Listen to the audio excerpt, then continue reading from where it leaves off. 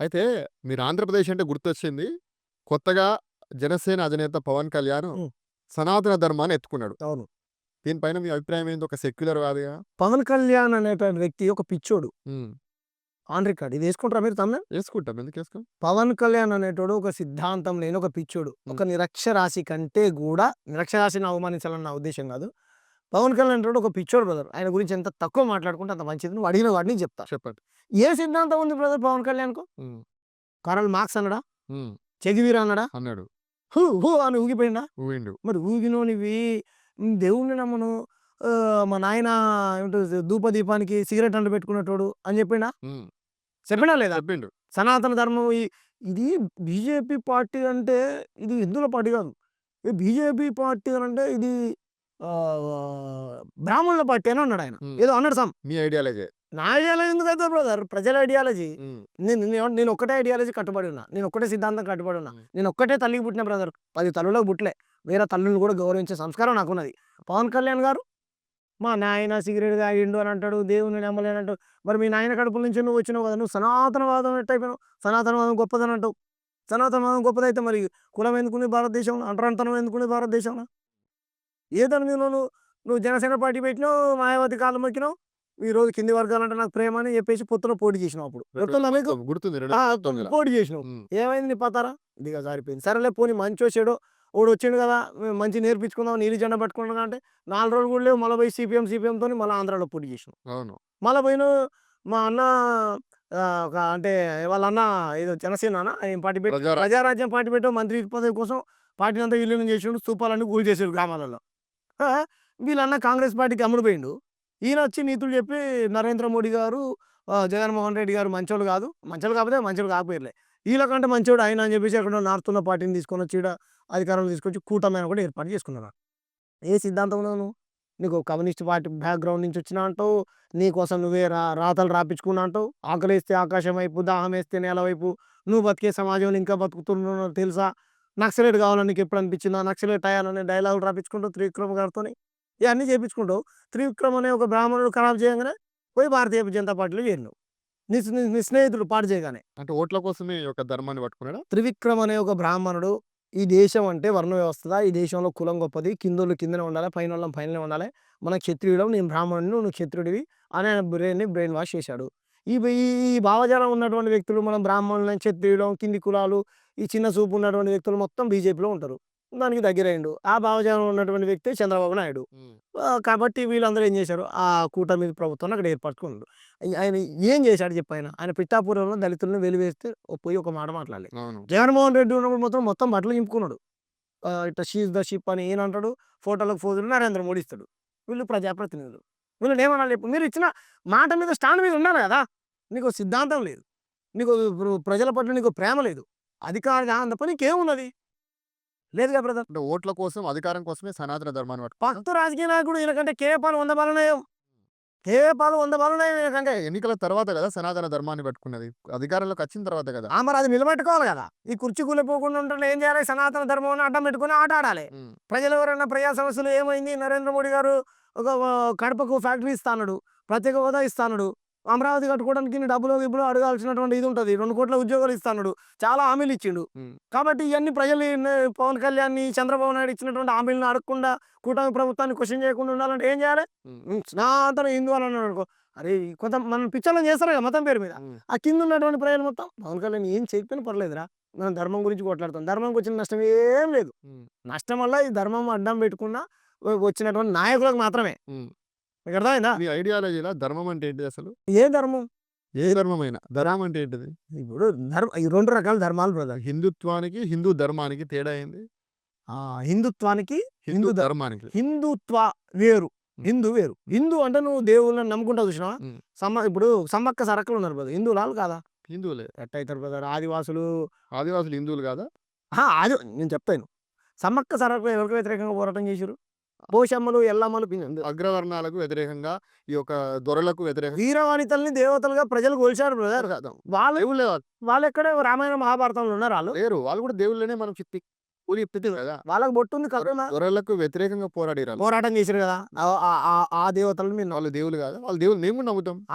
మీరు నమ్మండి. మీరు కులాన్ని సమర్థించేటువంటి దేవుళ్ళని పవన్ కళ్యాణ్, నరేంద్ర మోడీ నమ్ముకుంటే మాకేం అవసరం లేదు. సమ్మక్కను, సారక్కను, ఎల్లమ్మను, మీరు పోచమ్మను మేము కూడా నమ్ముతాం కదా. మళ్ళీ బ్రదర్ మేము వాళ్ళని మాత్రమే నమ్ముతాం, మిగతా వాళ్ళని గౌరవిస్తాం. ఓకే. మీకు అర్థమైందా?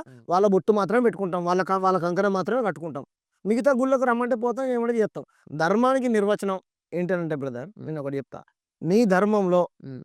ఒక మనిషిని చిన్నగా, ఒక మనిషిని ఇంకో రకంగా చూసేటువంటి ధర్మం ఏది కూడా ధర్మం కాదు. అది అన్ని మతాలలో ఒకలా ఇటువంటి వివక్షత ఉంటే కనుక మనం సవరించుకోవాల్సినటువంటి అవసరం ఉన్నది. సనాతన ధర్మం ఈ దేశంలో మనుషుల్ని కులాల వారీగా విడగొట్టింది. కొన్ని వర్గాలను కొన్ని వేల సంవత్సరాలు ఒక ఊరి ఆ వాడ అవతలకు నెట్టేసింది. మంచిలు పోయకూడదని మూతికి ముంత కట్టి, ముడ్డికి చీపిరి కట్టి, మెడకు గంటలు కట్టి, వాళ్ళు ఉమ్మేస్తే మైల పడుతుందని రకాలు చేసిందా లేదు? చరిత్ర చెప్పిన సత్యం కదా, నువ్వు నేను చెప్పింది కదా. ఆయన పేరేం పేరు? చిన్నజీయర్ గారు స్టాచ్యూ పెట్టారు కదా, సమతామూర్తి ఆయన పేరు. సమతామూర్తి విగ్రహం. ఆయన మరి ఆ దళితుల్ని గుడిపైకి ఎక్కించుకోవాల్సినటువంటి ఇది ఎందుకు వచ్చింది 100 సంవత్సరాల కిందనే? అంటరాంతరం ఉండబట్టే కదా నేను తయారు చేసిన. బ్రిటిష్ వాడు వచ్చి తయారు చేసినంట కులం. సాకలి నిందకు రాముడు పోయిన బ్రిటిష్ వాడు వచ్చి రాసిండా సాకలి నింద అని రామాయణంలో? బ్రిటిష్ వాడు మీద నూకుతారు. కులాన్ని తయారు చేసేది ఎవరు? మీరు. బ్రిటిష్ వాడు మీద నూకుతారు. తప్ప కదా, మీకు అర్థమైందా? అవును. రామాయణ మహాభారతాలు బ్రిటిష్ వాడు రాసిరా, మనం రాసుకున్నాం? అంతే, మనం రాసుకునే. మరి ఆ బ్రిటిష్ వాడు వచ్చి కులాన్ని తయారు చేసిన, అంటరాంతరాన్ని తయారు చేసినని వాళ్ళ మీద నూకుతారు వీళ్ళు. వేరే దేశాలలో లేదా అని అంటారు. అంటే వేరే దేశంలో ఉన్న దుర్మార్గాన్ని నా దేశంలో కూడా తయారు చేసినావు. అయితే ఎంత దుర్మార్గం, మాకు బాధ అనిపిస్తుంది బ్రదర్. అన్టచబిలిటీ ఎదుర్కొనేటువంటి వ్యక్తులుగా, ఆ కుటుంబాల నుంచి వచ్చినటువంటి వాళ్ళగా మాకు చాలా బాధ అనిపిస్తుంది. ఉందా తెలంగాణలో కానీ? ఎక్కువ ఉన్నది, ఎక్కువగా ఉన్నది బ్రదర్, ఇంకా ఎక్కువ ఉన్నది. అంబేద్కర్ రాసిన రాజ్యాంగంలో 60 ఏళ్ళు అవుతుంది, దాదాపు 75 ఏళ్ళు అవుతుంది దగ్గర, అంతే కదా. 75 ఏళ్ళ స్వాతంత్ర భారతంలో ఇంకా అంటరానితనం ఉందా? ఎన్ని అట్రాసిటీస్ రండి మీకు చూపిస్తా. పవన్ కళ్యాణ్ పిఠాపురంలో వెలివేశారా లేదా? వారు నీళ్ళు ఇవ్వకూడదు, పాలు అమ్మకూడదు, కూరగాయలు అమ్మకూడదు, ఓకేనా? వాళ్ళని అసలు మనుషులుగా చూడకూడదని పవన్ కళ్యాణ్కు సంబంధించినటువంటి కులస్తులు వెలివేశారు బ్రదర్, కూటమి నాయకులు. ఎందుకు అని అంటే పై కులానికి ఎదురు తిరిగి క్వశ్చన్ చేసినందుకు. నెంబర్ 1 సురేష్ అనేటువంటి ఎలక్ట్రికల్ వ్యక్తిని మీరు పోయి తెలుసుకోండి. మొన్న ఆదోని ఎమ్మెల్యే ఒక ఆయన బహిరంగ సభ పెట్టి, కూటమి సభ పెట్టి, పార్థసారథి అనేటువంటి వ్యక్తి మనం అందరం వీడియోలు చూసాం. అంటుండు ఎస్సీ దగ్గర రావద్దంట, హనుమంతుని గుడి దగ్గర అంటుండు. ఐడియా ఉందా మీకు? వచ్చి మీ దృష్టికి వచ్చిందా? రాలేదు, చూస్తాను. మీరు చూడండి, మొత్తం ప్రపంచం అంతా ఇదవుతుంది కదా. Parthasarathi Adoni MLA, BJP MLA, ఎస్సీలు అయితే దగ్గర రాకూడదని అంటున్నాయి. ఆ పక్కన ఉన్నాము కూడా సమర్థిస్తుంది. పెరమల్ల ప్రణయ్ కింది కులం వాళ్ళ అబ్బాయి పై కులం కోటంలో అమ్మాయిని పెళ్లి చేసుకునే పెరమల్ల ప్రణయ్ని. మొన్న నాగరాజు అనేటువంటి నాగమణి అనేటువంటి ఒక మహిళా కానిస్టేబుల్ని ఇబ్రాహీంపట్నం దగ్గర శ్రీకాంత్ అని ఒక మాలలో పిల్లోడు పెళ్లి చేసుకున్నందుకు కానిస్టేబుల్ని పట్టపట్టి వాళ్ళ తమ్ముని అరిగి చంపింటారు. మీకు ఎందుకు చంపినవారు అంటే కులం. నిర్దేశంలో ఒప్పుకున్నాడు. నిన్న మొన్న మాలబంటి అటువంటి సూర్యాపేట ఒక గౌడ్స్ అమ్మాయిని ఒక మాలలో పిల్లవాడు పెళ్లి చేసుకున్నందుకు మా అన్నలు తీసుకొచ్చి కూర్చి చంపేశారు. ఎందుకు చంపేవారు అంటే మా చెల్లె ఇంత కులం అని చేసుకుంది. ఇది కులం కదా? కులమే కదా? అవును, పరువు హత్యలు. కొన్ని వందలు వేలు 128 కుల దురహంకార హత్యలు జరిగినాయి బ్రదర్. మీరు చాలా మంది అంటారు కదా, ఇది జరగడానికి డబ్బు లేకపోవడం అన్న, వాళ్ళు పై కులం వాళ్ళు, బాగా డబ్బులు ఉన్న వాళ్ళు, కింద ఉన్న వాళ్ళు ట్రాప్ చేసి చేశారు. రైట్, ఇదే అనుకుందాం. ఈ నాగమణి అనేటువంటి కానిస్టేబుల్ ఉన్నారు కదా, వాళ్ళకంటే కూడా ఈ నాగరాజు అనేటువంటి వ్యక్తి చాలా ధనవంతుడు, మంచి ఎంప్లాయ్, గవర్నమెంట్ ఎంప్లాయ్, సంపాదించుకున్నాడు. వాళ్ళ ఇల్లు నాగమణి గారి వాళ్ళ కంటే కూడా అద్భుతంగా ఉంది బ్రదర్. మరి ఎందుకు చంపారు? బలవంతంగా ఏమో వాళ్ళు ప్రేమించాలన్నా, ఇద్దరు ఇష్టపడే ప్రేమించుకుంది, పెళ్లి చేసుకుంది, కుటుంబాన్ని కూడా వద్దనుకొని పోయిందంటే ఇష్టం ఉండే కదా, మరి ఎందుకు చంపారు? ఆర్థికంగా కూడా బలంగా ఉన్నాడు కదా శ్రీకాంత్. పోనీ ఆయన క్రిస్టియన్ కూడా కాదు, హిందువే. కొంతమంది అంటారు కదా, వాడు క్రిస్టియన్ అన్న ఇటు చెప్పుకుంటాడు, సరే అది క్రిస్టియనే కాదు, మరి హిందువు ఎందుకు చంపాడు?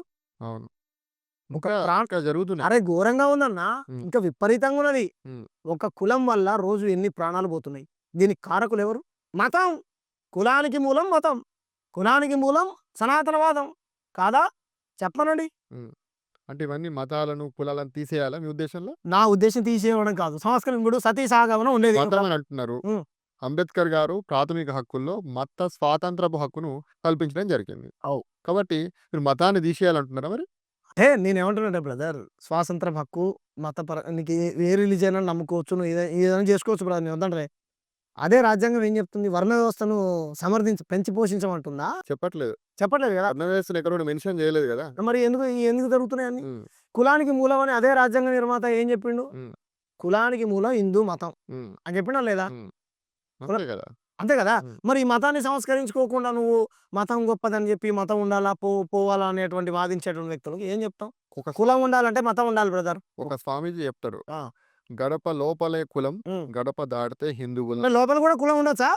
అని మాట్లాడతాడు. గడప పైన ఏమంటారు మీరు? అరే అసలు దేశంలో కులం ఉండదు బ్రదర్. మనుషులా బ్రతుకుదాం మనందరం. ఉమ్. వద్దా? మతం ఉండొద్దు, కులం ఉండొద్దు, కేవలం మనుషులు లెక్క బతుకుదాం. భారతీయులుగా బ్రతుకుదాం, ఉమ్. భారతీయులుగా గర్విద్దాం. మీరు ఏ మతంలో ఉన్నారు ఇప్పుడు మరి? దాన్ని నేను భారతీయుడుగా ఉన్నా బ్రదర్. భారతీయత అనేదే నా మతం. భారతీయత అనేదే నా మతం బ్రదర్. నువ్వు నిజంగా బొట్టుకు కట్టుకు ఒక మతాన్ని ఫొటేస్తా అదే చెప్తా. బొట్టుకు కట్టుకు రిలీజన్ని ముడిపెట్టాలని అనుకుంటే కనుక సమ్మక్క సారక్కని నమ్ముతా. వేరే దేవుళ్ళని గౌరవిస్తా. సమ్మక్క సారక్క ఎవరా అని అంటే మరి చూపెట్టు. వాళ్ళు ఏమో రామాయణం మహాభారతం బైబుల్ ఖురాన్ రాసిన వాళ్ళు కాదు. ఉమ్.